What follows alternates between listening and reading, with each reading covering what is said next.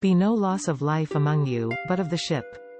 For there stood by me this night the angel of God, whose I am, and whom I serve, saying, Fear not, Paul, thou must be brought before Caesar, and, lo, God hath given thee all them that sail with thee. Wherefore, sirs, be of good cheer, for I believe God, that it shall be even as it was told me. Howbeit we must be cast upon a certain island.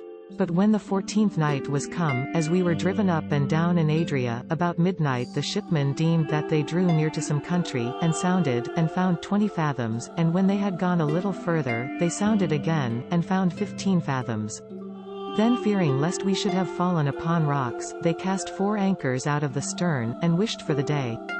And as the shipmen were about to flee out of the ship, when they had let down the boat into the sea, under color as though they would have cast anchors out of the foreship, Paul said to the centurion and to the soldiers, Except these abide in the ship, ye cannot be saved.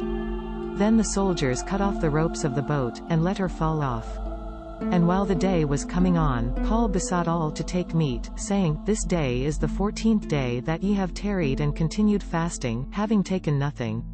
Wherefore I pray you to take meat, for this is for your health, for there shall not an hair fall from the head of any of you. And when he had thus spoken, he took bread, and gave thanks to God in presence of them all, and when he had broken, he began to eat. Then were they all of good cheer, and they also took meat. And we were in all in the ship 216 souls. And when they had eaten enough, they lightened the ship, and cast out the wheat into the sea. And when it was day, they knew not the land, but they discovered a certain creek with a shore, into the which they were minded, if it were possible, to thrust in the ship.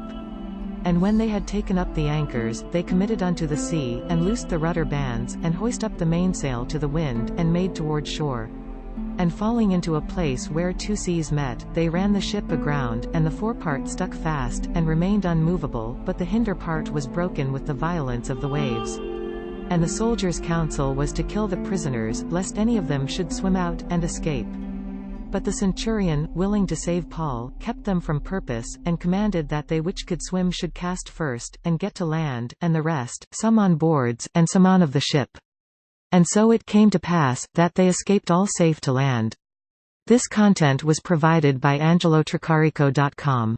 Subscribe to the channel for more stories.